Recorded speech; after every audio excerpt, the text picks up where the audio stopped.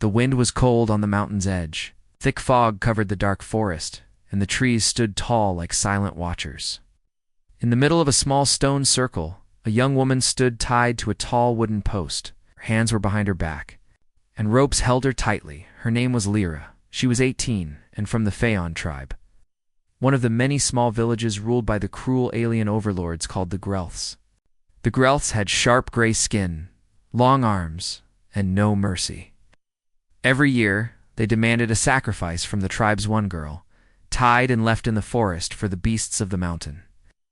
No one ever returned from this place. Lyra's heart beat fast. Her dark hair blew in the wind, and tears filled her eyes. She was brave, but this was too much. Her village elders had chosen her. They said she had been strong and silent when her name was called. But inside, Lyra was filled with fear. She looked around. The forest was quiet. Too quiet. Behind her, the villagers were gone. They always left quickly after the offering. It was a rule the Grelths had eyes everywhere. No one was allowed to stay. Now, Lyra was alone. She remembered her mother's last words. "Forgive us, child. We have no power." Lyra didn't blame her family. The Grelths kept the tribes weak, hungry, and scared. They had flying ships and weapons that burned through stone. The villagers had only old tools and farming sticks. Night began to fall. The sky turned dark purple, and the wind grew colder. Strange animal cries echoed from deep within the trees. Lyra shivered. She pulled at the ropes, but they were tight. Then she heard a sound like heavy footsteps, crunching leaves, getting closer. Her breath stopped. From the trees, a large shadow moved. Not one, but two. She shut her eyes. This is it, she thought. The beasts have come.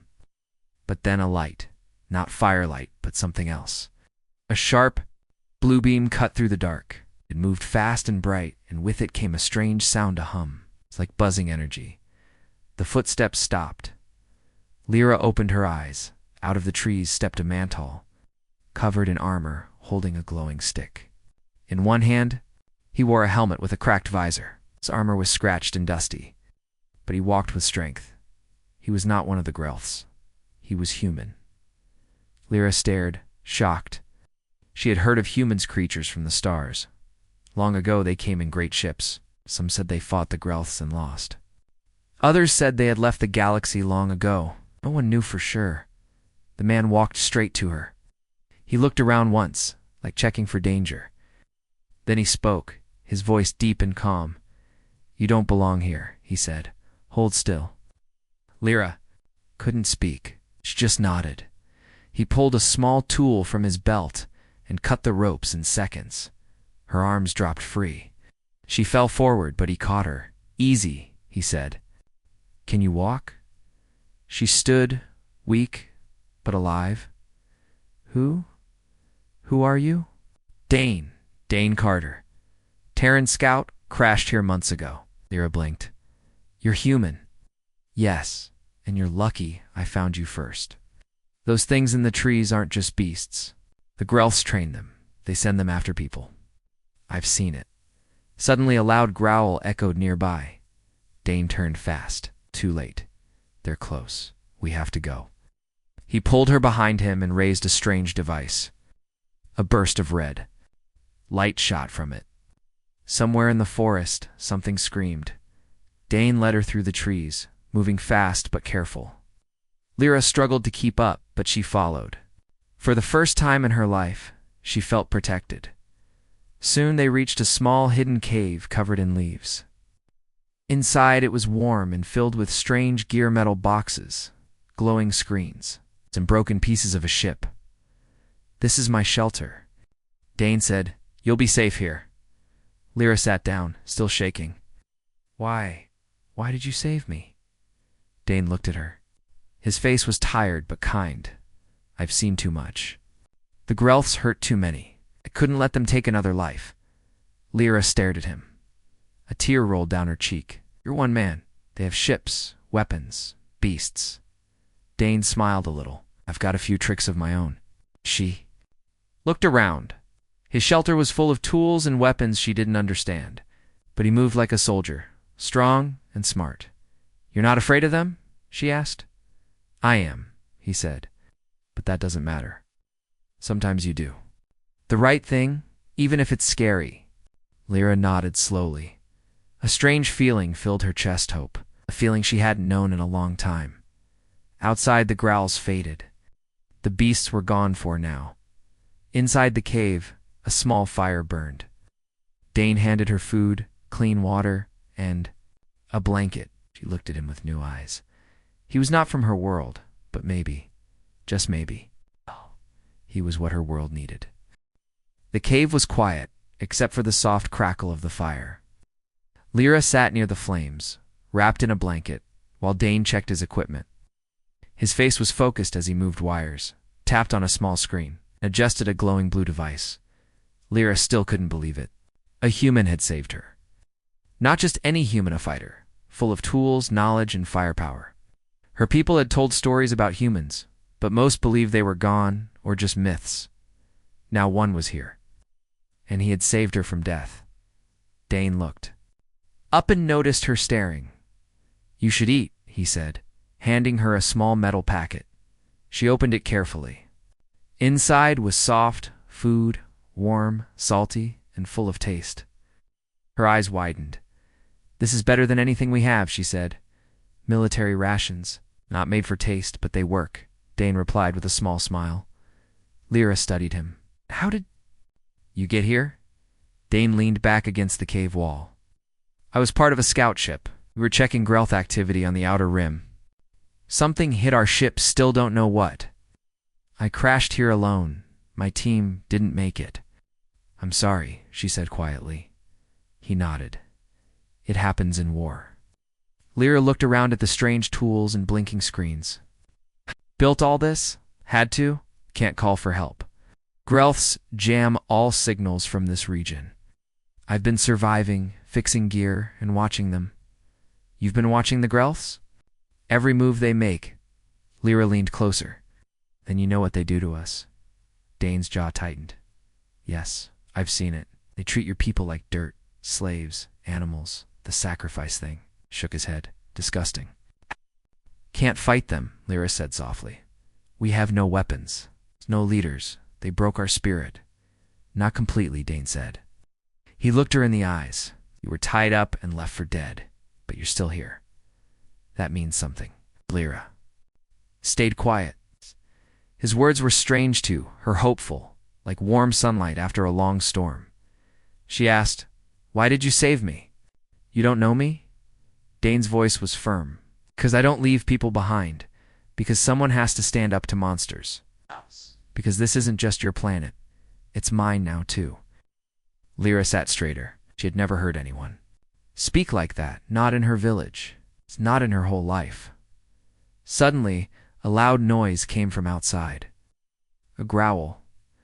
Dane stood quickly and grabbed a small round device from his belt. Motion alert. "Something's out there." Lyra froze. He moved to the cave entrance and held up a small scanner. 2 heat signatures, beast type. Not big, but fast. He handed Lyra a silver stick. "Hold this. Press the button if anything gets too close." She took it, hands shaking. "What does it do?" "Shocks hard enough to drop a Grelth." Dane stepped outside. He moved like a hunter, quiet and ready. Lyra waited, holding the weapon tight. Then a loud screech followed, by a blast of light. Moments later, Dane returned. "They're gone," he said calmly. "Won't bother us again." Lyra stared at him. "You fight like a warrior." "I was trained for worse," he replied. That night she slept in his cave. It was the first time in many days she felt safe. The next morning, Lyra woke to find Dane working on a large screen. Strange alien letters moved across it.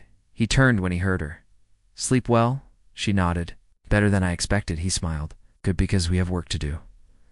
Lyra sat up. "What kind of work?" "You said your village sends a sacrifice every year. It means others do too, right?" "Yes," she said. "Many tribes, all under the Grelths." "Then I want to know where they are, how many people are suffering, and if any are willing to fight. Lyra blinked. You want to fight the Grelths? Yes, but not alone. You can't be serious. You're one man. I'm not? Asking them to start a war, Dane said. Not yet. But if we can train, prepare, and connect, maybe we can build something. A network. A resistance. Lyra stared at him. The idea was crazy. Impossible. But part of her wanted to believe. I don't know if they'll listen to me, she said. They will, Dane replied. You survived the beasts. You walked away from the sacrifice post. They'll see you as a symbol. Lyra frowned. I'm not a hero. You don't have to be, Dane said. You just have to be brave and smart and ready. She looked at the stick in her hand. Teach me, she said. Dane nodded. That day, Dane began training Lyra. He showed her how to aim a small stun blaster, how to set up traps using tripwires and motion sensors, how to move quietly through the forest, how to think like a soldier. She was a fast learner. He also asked her about the other villages' names, locations, leaders, and stories. As the sun set, Lyra drew a map in the dirt with her finger. This tribe is close. The Dreeny people. They're proud, but beaten down. If we help one of them, maybe they'll listen. Dane smiled. Then we start there. He packed 2 small blasters, food, and medical kits. Lyra stood beside him. Really going to help us? Dane looked at the dark forest ahead. I'm going to help all of you. She followed him into the trees. For the first time in generations, a human walked side by side with a villager, not as a legend, but as a spark. And sparks can start fires. The sky was cloudy, and soft rain fell over the forest. Dane and Lyra moved through the trees with careful steps. Dane led the way, holding a small scanning device. Lyra followed close, her eyes sharp and alert. This was their 3rd day of travel. They were heading to the Dreeny tribe, a village Lyra knew from her childhood. The Dreeny had once been proud warriors. The Grelths had broken their power long ago. Dane stopped near a fallen log and looked around. We're close, he said quietly. See signs of patrols. Lyra nodded. The Grelths keep watch. On every tribe, they fear rebellion. Good, Dane replied. That means they know it's possible. They crouched behind thick bushes as 2 Grelth soldiers marched past. The aliens wore black armor and carried long rifles. Their skin was pale gray and rough like stone. Their long fingers gripped their weapons tightly. Dane whispered, too many for a direct fight, but maybe we don't need one. They waited for the patrol to pass, then moved quickly around a hill. At the top, Lyra pointed down. There's the village. The Dreeny huts were simple, made of stone and wood, but a large Grelth tower stood in the center. The tower had blinking lights and a long antenna. They use it to watch, Lyra said, and to send signals. Dane's eyes narrowed. If I can get inside that tower, I can jam their comms, maybe even send a message to the other villages. Lyra looked worried. It's heavily guarded. Dane smiled. That's why we won't go in today. First we'll test their eyes. That night, Dane and Lyra moved in the shadows near the village. Dane placed small motion traps and sound bombs in the trees. These weren't meant to kill, only to confuse and distract. When morning came, the traps activated. Booms echoed through the woods. Lights flashed. Grelth guards ran in panic, thinking they were under attack. From a hidden spot, Lyra watched and laughed softly. They're scared. Dane nodded. Fear makes people weak. But for the right people, it gives strength. Handed Lyra a small metal box. Go to the western hut. There's a woman there, Nira. She used to be a leader. Give her this and tell her to meet us at the old stone well tonight. Lyra ran off through the trees, fast and silent. Dane stayed back, watching the village with his scanner. Saw the Grelths shouting, confused by the traps. They were angry but not smart. That night, under the cover of darkness, Lyra returned. With Nira. Nira was older, with sharp eyes and a scar across her cheek. She looked at Dane with a mix of fear and curiosity. You're human, she said. Yes, Dane replied. And I'm not here to rule. I'm here to help you fight. Nira crossed her arms. The last time we fought, we lost everything. Because you fought alone, Dane said. But now we don't have to. If we unite the tribes, share knowledge and tools, we can push back. Nira looked at Lyra. You believe this? I do, Lyra said firmly. He saved me from the beasts. Trained me.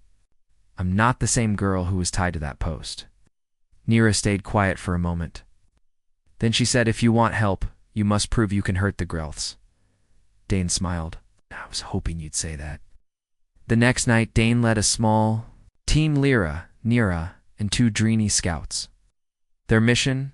Destroy the antenna on the Grelth Tower. They moved quickly, using secret paths and old tunnels. Lyra carried a stun blaster. Nira had a hunting knife. Dane held a small explosive charge. They reached the base of the tower. 2 guards stood outside. Dane whispered Lyra, you take the left, I'll handle the right. Lyra nodded, took a deep breath, and moved. 2 silent shots. The guards dropped without a sound.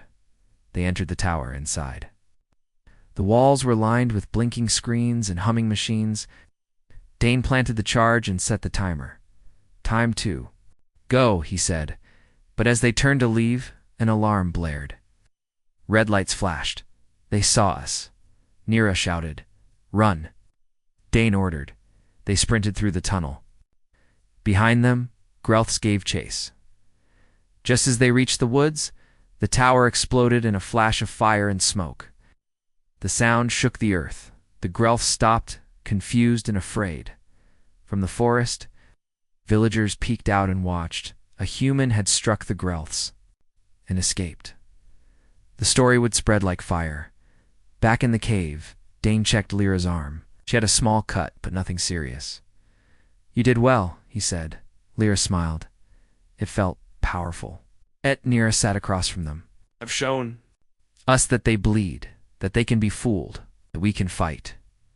Dane leaned forward. Then it's time to build more than fear. It's time to build a force. We have nothing, Nira said. No weapons, no training. You have people, Dane said. That's more powerful than you think, Lyra added. If each tribe has 5 brave souls, we can make a start. Nira nodded slowly. There are others who still dream of freedom. I will send word. How, Dane? Smiled. Good. I'll keep training fighters. I'll teach traps, tech, and tactics. 1 village at a time. That night, they lit a small flame outside the cave, a sign of a new alliance. For the first time in years, hope was alive. The human had a plan, and now the tribes had purpose. The wind howled across the mountains. In the forest below, small fires glowed in hidden camps. Quiet voices spoke in secret. Messages were passed from village to village. The tribes were waking up, and at the center of it all was a human Dane. Carter. Inside the old stone cave, Dane drew a map in the dirt. Round him sat Lyra Nira. And for new faces, fighters from other tribes would come after hearing what happened to the Grelth Tower. Dane pointed to a spot on the map. This is the road they used to bring supplies to their fortress. If we hit it, they'll lose food and fuel. Nira nodded. But it's guarded. We won't attack the guards head-on, Dane said. We'll trap the road, hit and run. No noise, no risk. Lyra smiled. She had seen Dane's traps before. Silent, smart and deadly. One of the new warriors, a young man named Ken, asked, and if they follow us? Dane tapped a blinking device. Then they'll meet something they can't handle. The next morning, Dane and his small team moved through the trees. They worked fast, placing traps and sharp spikes along the road. Lyra climbed a tree and tied a thin wire across the path just at ankle height. They waited in silence. Soon, the Grelth supply truck came rolling down the dirt path. It hovered just above the ground, loaded with crates. Inside, 2 guards laughed and talked, unaware of the danger, as the vehicle passed the wire. A blast of smoke filled the air. Loud zaps from stun bombs exploded next. The truck stopped, confused and stuck, from both sides of the road. Dane's team moved in. The The Grelths jumped out, shocked, but were hit by stun shots before they could fire. Ken opened the back of the truck. Food, power cells, water. Lyra grinned. It all? They worked fast, dragging supplies into the forest. Dane left behind a small device when the Grelths woke up. It would explode and melt the truck's engine. The message was clear. We are watching. We are fighting back. Back in the cave, the stolen supplies were shared among nearby villagers. For the first time, the people had enough to eat. More tribes sent scouts. Word spread fast. The human fights with fire in mind. The girl from the sacrifice post fights beside him. Dane began teaching more fighters. He showed them how to hide their faces, how to move without a sound, and how to use small weapons to win big battles. But the Grelths were watching too, inside their black fortress. A Grelth captain slammed a metal hand on the table. Who dares? Strike us, he growled. Bring me this human.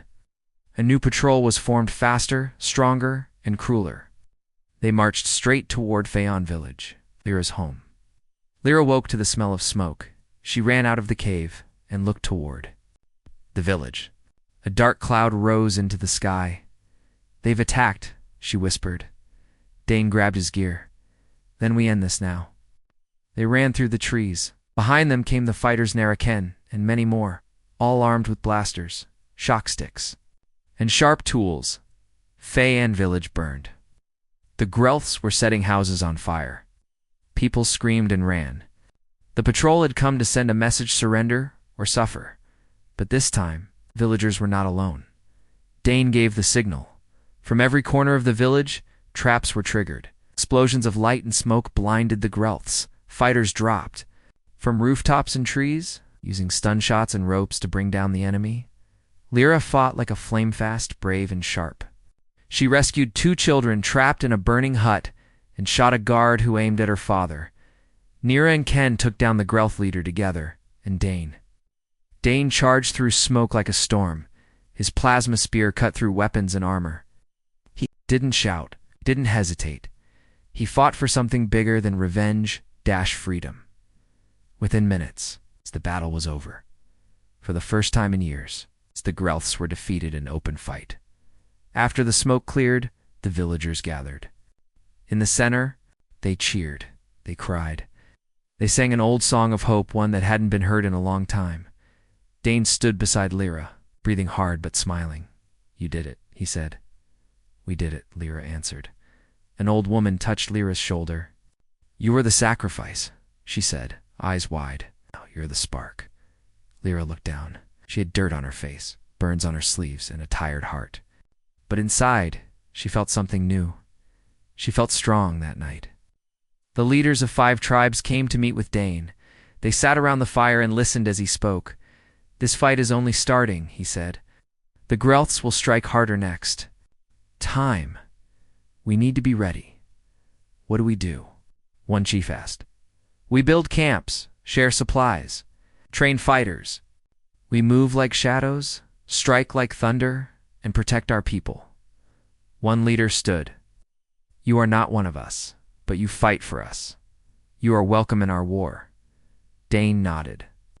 I didn't come here to lead. I came to help you rise. Lyra smiled beside him. She saw how the people listened, now how they believed. The human had lit a fire in their hearts, and the Grelths would soon feel its heat. The days after the battle were a blur of movement and planning.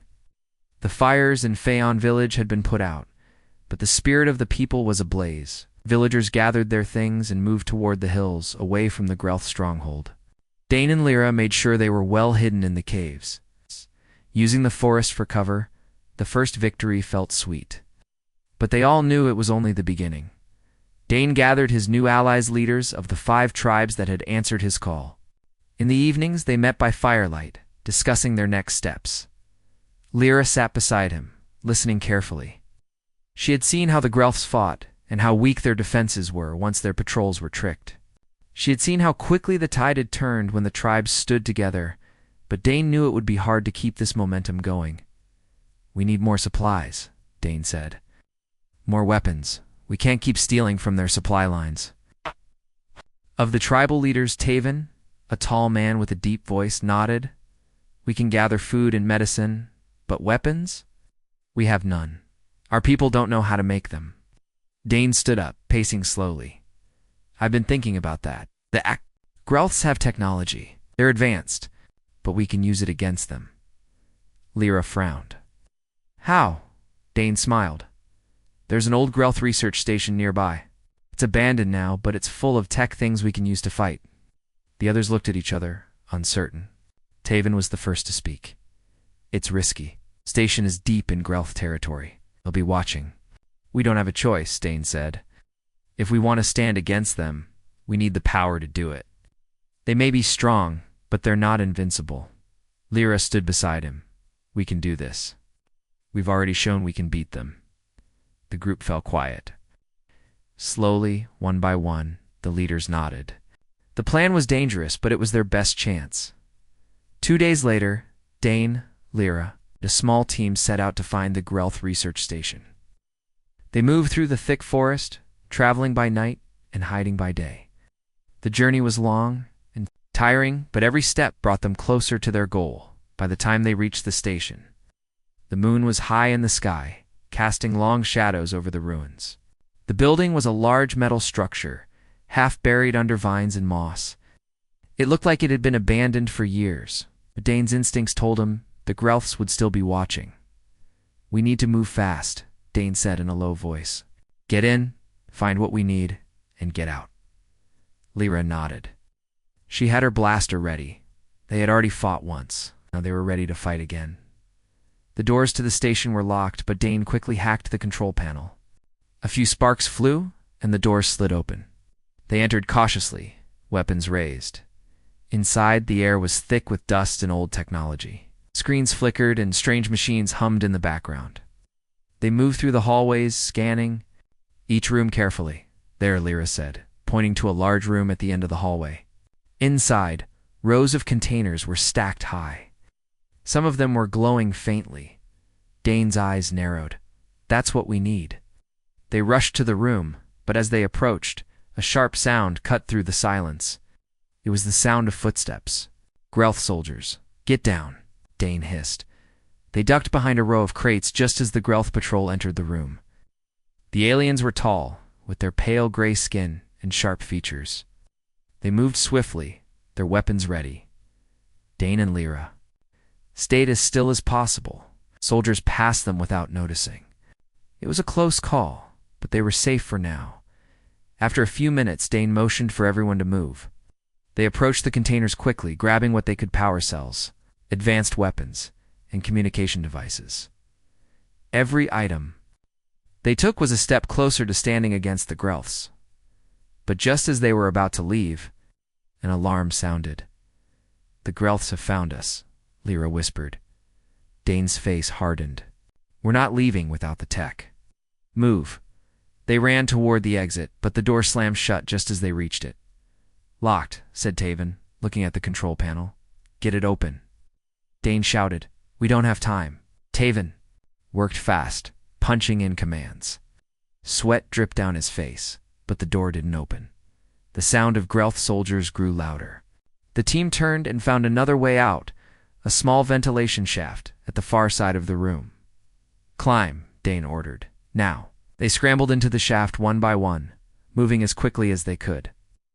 The passage was narrow, and Lyra's heart raced as she heard the Growth voices grow closer. Finally, they emerged outside, breathless and covered in dust. They had made it.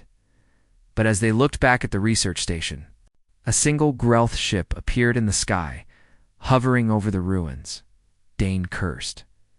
We've been spotted. We'll have to move faster, Lyra said. They'll send more after us. Dane nodded. We've got what we came for. They turned and ran into the forest, their hearts beating fast, knowing the real fight was just beginning. Back at their hideout, Dane and the team began to distribute the supplies they had taken from the Growth station. Weapons were shared, power cells were recharged, and new plans were drawn. Lyra looked at the gathered fighters, villagers, warriors, and now the allies of the rebellion. They were strong and they were ready. Dane stood before them holding up a new blaster. "This is just the start," he said. "With this technology, we can hit them where it hurts. We're not fighting for survival anymore. We're fighting for victory." The room filled with murmurs of agreement. The tribes had risen, and now they would fight as one. The air was thick with tension as the Grelth warship loomed in the sky. It was larger than anything the tribes had seen, with its massive metal wings and weapons that could wipe out villages in seconds. It hovered over the mountain range, casting a long shadow over the land. Dane stood on a hilltop, his eyes scanning the sky. Behind him, the villagers and rebel fighters were preparing. They had gathered everything they needed: stolen weapons, traps, and supplies from the Grelth research. Station Lyra stood beside him, her heart racing. She had been part of the first victory, part of the battle to free her people. But this was different. The warship meant the Grelths were coming for them. This time, they wouldn't stop until they had crushed the rebellion. "We can't fight them directly," Lyra said, her voice tight with fear. "That warship has too much firepower." Dane turned to her. "We don't need to fight them head-on. We need to outsmart them." He had a plan, one that had been brewing in his mind. Since they had taken the tech from the research station, they had learned how the Grelths tracked movement, how they used their ships to locate heat signatures, how they communicated through encrypted signals. The time had come to put that knowledge to use.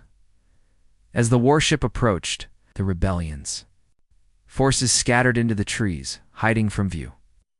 Dane, Lyra, and the rest of the leadership team gathered in a hidden cave, a nerve center for their final strike. Their weapons were ready, their minds focused. They knew the Grelths were coming, but they also knew the Grelths had underestimated them. "I'll be in charge of the jamming device," Dane said. "Once I disrupt their signals, they won't be able to call for backup. That's when we attack." Taven, the leader of the Dreeny tribe, gripped his blaster tightly, and the Grelth soldiers, they're still on the ground. Lyra nodded. "We take them down with the traps. Let them come to us. We'll pick them off one by one."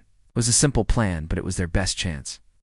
The Grelths were used to overwhelming their enemies with firepower, but they had never faced an enemy that used their own technology against them. The battle began just before dusk. The Grelth warship hovered over the forest, searching for movement. But they didn't see the small team of rebels hiding in the trees, setting up their traps. Dane and his team had already planted explosives and camouflaged weapons along the forest trails. They used the Grelth's own communication signals to track their movements. Setting traps that would confuse and trap their soldiers, Lyra and Ken, the young warrior from the Dreeny tribe, crouched behind a large boulder. She held her blaster, ready, watching the clearing for any signs of movement. They had to be patient. "The Grelths were coming. There they are," Ken whispered, pointing to a group of Grelth soldiers marching through the trees. The soldiers were moving in pairs, their weapons raised, eyes scanning for danger. Lyra held her breath. "Wait for my signal." She didn't have to wait long. As the Grelths walked into the trap zone, a loud boom echoed through the trees. Of the explosives went off, sending a cloud of smoke and dust into the air. The Grelths shouted in confusion. They turned in circles, trying to locate the enemy, but by the time they did, Lyra and Ken were already firing. The first to Grelth. Soldiers dropped to the ground, stunned by the shots. Ken moved fast, throwing a net trap over another pair of soldiers, trapping them in place. Lyra quickly moved to take them out, her heart pounding in her chest. The battle was chaos. The Grelths weren't used to this kind of fighting, small, quick, and clever. They were used to charging in with overwhelming force, but the rebels were using their own tech against them, turning their strength into a weakness. Meanwhile, Dane was at the heart of the action. He had hacked into the Grelth warship's communication system using a small device he had taken from the research station. He tapped a few buttons on his wrist device, and suddenly the warship's systems began to glitch. The lights on the ship flickered. The Grelths in the warship screamed in frustration. "We're losing connection." "Where's the backup?" Dane smiled. "There won't be any backup." He pulled out the last piece of the plan, a plasma charge. He had wired to the ship's engines. With the communication system down, the Grelths wouldn't be able to call for help. and Dane would have the chance to deal a blow to their power. He set the charge, ran back into the forest, and detonated it from a safe distance. The warship exploded in a burst of light. The force of the explosion rocked the forest. The Grelths inside the ship screamed as the flames shot into the sky. Lyra and the others took this moment to launch their final assault. They attacked the remaining Grelth soldiers with everything they had: blasters, shock sticks, and traps. The Grelths were now on the defensive. With the warship destroyed and the soldiers scattered, the rebels had won. The next morning, the village was quiet. The smoke from the battle still hung in the air, but the Grelths were gone. For the first time in years, the tribes were free. The warship that had once cast a shadow over them was now nothing more than a burning wreckage. Lyra stood on the hilltop, looking out over the land. Dane stood beside her, his face streaked with dirt but smiling. He had made his mark here. He had helped them rise. "You did it," Lyra said softly. Dane nodded. "We did it." The tribes were no longer scattered, broken, or afraid. They had fought together, and they had won. The Grelths were gone, but the story of the human who led the rebellion would be told for generations, and everything had changed.